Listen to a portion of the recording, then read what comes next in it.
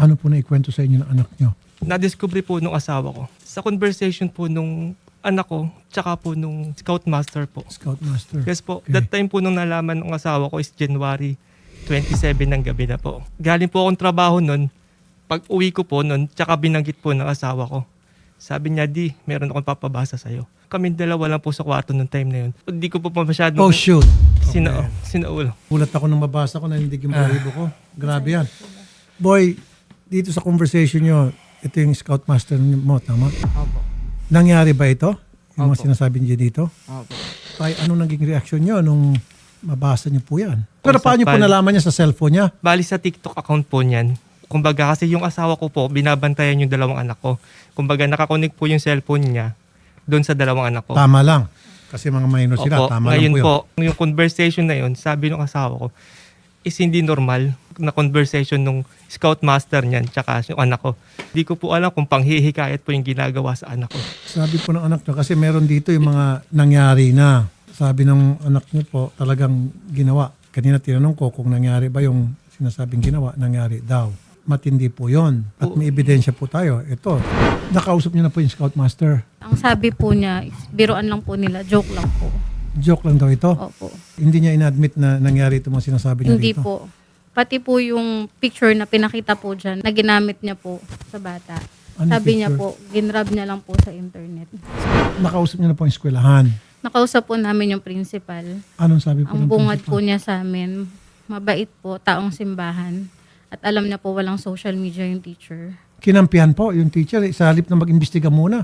Parang ganun po, kasi nagre-request po kami kung pwede pong imbestigahan. Ang sabi niya po, hindi po siya pwedeng mag-conduct ng investigation. Kaya po nung hapon po na yun, lumapit din po kami agad sa district. Hindi pwede ito. Eh kung ayaw nila mag-imbestiga, di sa Senate natin pa-imbestigahan to para lahat sila tatamaan dito. Kayo ba'y nakapunta na sa police? Nagpunta po kami. Okay. Yung conversation po kasi na nabasa namin nung una, puro ano lang po, malalaswang usapan. Hindi pa po confirmed na nangyari po na may ginawa po siya. Ang sabi po sa police station, lumapit po kami sa CSWD. Tapos po, pumunta po kami doon kasi nag-lapse na daw po yung 48 hours. Ngayon po, pumunta po kami sa CSWD. Ang sabi lang po doon is, kausapin po namin yung anak namin kasi ang gusto po ng bata ay patawarin po. Kasi, Teka muna. Pumunta po kayo sa police tapos pinasa kayo ng police sa CSWD. Opo. Sa halip na kunin dapat yung reklamo. Opo. Kasi lahat po ng kapulisan natin may tinatawag na Women's and Children's Desk. Opo. Yung taga Women's and Children's Desk, yun po yung mag-imbestiga doon sa reklamo ng inyong anak. opo. At kung kinakailangan, gagawa po ng mga medical check-up, gagawa po ng ipapamedico legal yung anak nyo Opo. para itutugma doon sa kanyang mga aligasyon. Wala pong ganon. Wala pong ganun. At pagdating sa school, Yun hindi na- maniwala yung principal kasi Opo. mabait daw, religyoso yung si Scoutmaster. Opo. Miss Sandra, sa inyo ba lumapit itong magulang kasama yung anak nila? Iko-confirm ko po sa dalawang social worker na humawak kung anong barangay po sila, doon ko itatanong po sa social worker ko na humahawak. Off-air, bibigay po namin sa inyo yung pangalan ng bata.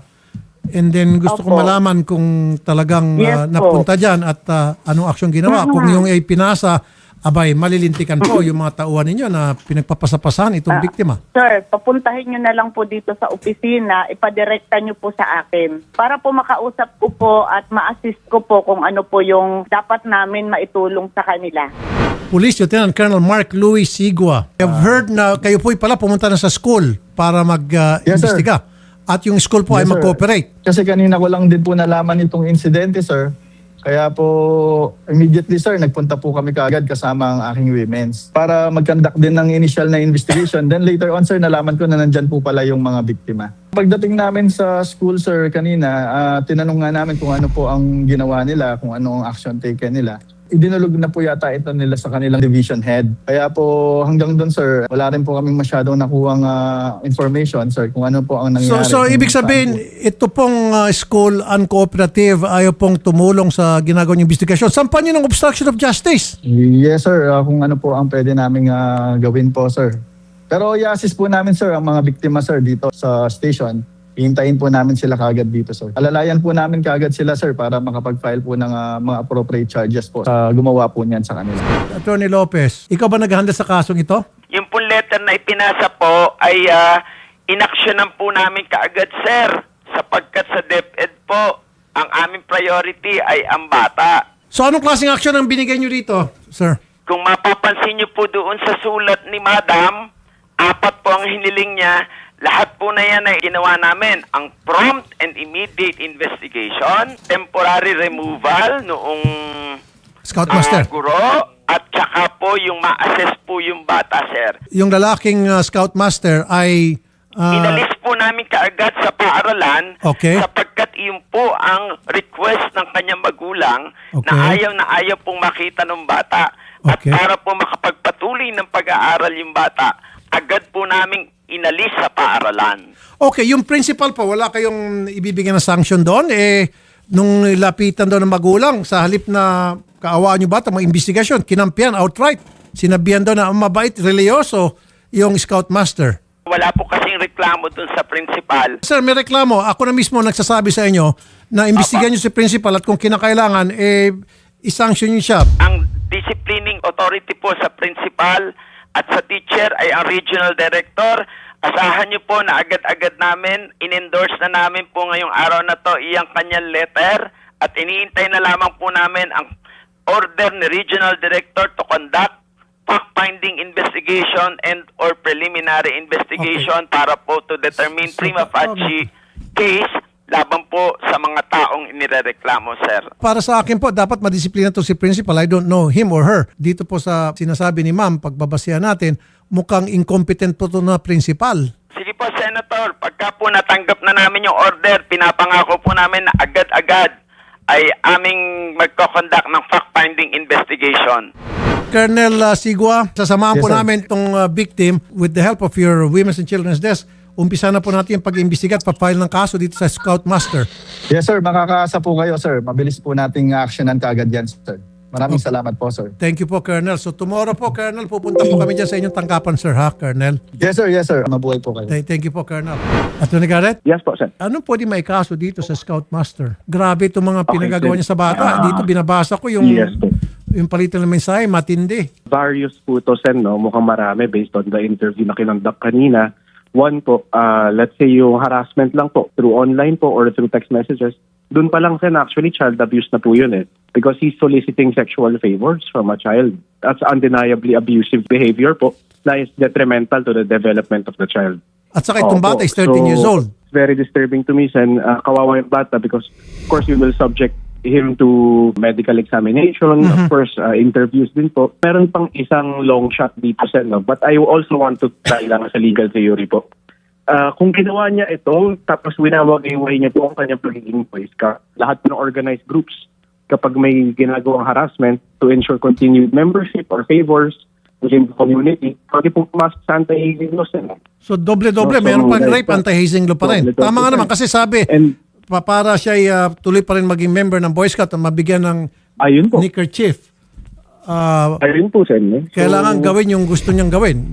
Gagawin ng Ayun Scoutmaster yung gusto niyang gawin sa bata.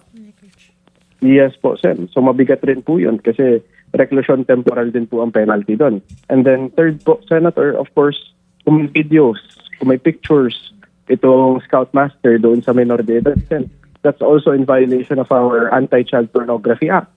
So pwede pa po siya makasuhan doon. Pero sapat na itong palitan nila ng mga messages. Sobrang Yes, malaswa. Ang goal natin dito, makulong to habang buhay, ito si Scoutmaster. Itong piece of evidence na meron tayo, matibay po ito, yung palitan nila ng pag-uusap. And then ipamedical legal natin yung bata. Of course, ang gagawa po niyan, yung TSWD o MSWDO, may mga doktor doon para i-check up yung anak nyo kung talagang nangyari nga ito. Pupunta po tayo sa PNP at yung PNP po ang magsasampa ng kaso. Tutulong po kami pong alalay sa inyo. Dadagdag ko lang po, Senator, hindi po siya suspended. Nagtuturo po siya ngayon. Nilipat lang po siya Ibang ng school po. eskwelahan. Ibang school po. Attorney Lopez, nagtuturo pa rin pala, he's a danger to the students. Dapat suspended entirely, hindi siya pwede magturo muna. Delikado sa mga bata. Baka gawin niya sa mga estudyante doon yung ginawa niya dito sa bata na dito sa amin ngayon. Amin pong iintayin ng fact-finding investigation order po, sir. While he is being investigated, suspendido muna siya totally at hindi siya pwede magturo kahit sa eskwelahan. Sige po, ipa-forward po namin sa regional director, sir. Para po siya po ang disciplining authority, siya po agad ang mag-implement. Attorney Angeline Rogel, I want the Scoutmaster suspended. Paano kung gagawin pa rin niya yan sa mga bata doon sa eskwelahan kung saan siya na-transfer? He's a danger. Rest assured po, Senator Rafi will look into it immediately po in accordance with our procedures in the Department of Education, including yung Suspension muna siya, ma'am, okay? And I want that letter from you. Kung hindi pati yung secretary sa DepEd, matatawag ko sa Senado. I want that Scoutmaster Yes. suspended habang inimbestigahan yung kaso at hindi siya pwede magturo. Yes po, Sen. We'll look into it po immediately. Yes, and then send us a letter, any document, a copy doon sa mga magulang kung ano yung mga ginagawa niyong aksyon. Dapat updated itong mga magulang. Yes, Very good. Interview po ay approve na po namin yung order to conduct a Okay. Ganito pong gagawin namin, ma'am. Mag-ikot kami. Una, pupunta namin yung PNP, MSWDO, and then kayo. At gusto ko po magkaroon ng malinaw na kahinatnan itong kasong ito, which is gusto ko talagang makasuhan, makulong itong si Scoutmaster. Kasama na rin po yung principal, masanction po dapat. This is noted po. We'll also look into the possible infractions of the school in this po. Okay, sige po, sige po. Maraming salamat po, Attorney Rogel. Thank you po, Senator. Thank you po. Tay, Nay, magkakaroon ng justisya ang anak nyo. Ang goal natin, makulong habang buhay itong si Scoutmaster. At meron pa dapat imang managot kung nakita natin itong principal pinagtatakpan at kinukonsinte yung kanyang Scoutmaster, pati siya damay sa kaso dito. Siyempre magkakaroon din po ng counseling kasi trauma po yung nangyari sa anak nyo. Kakausapin po siya ng mga child psychologist. Involve na rin po natin dito yung Women's and Children's Test ng PNP. And then yun na po, kasuhan na. Every now and then, lahat ng klaseng tulong o aksyon na ginagawa nila, kailangan meron kayong kopya, documented. Salamat po. On our part kami po tutulong sa abot namin makakaya. Andito po kami palagi tututok sa kaso, okay? Salamat po ng marami. Salamat po sa tiwala.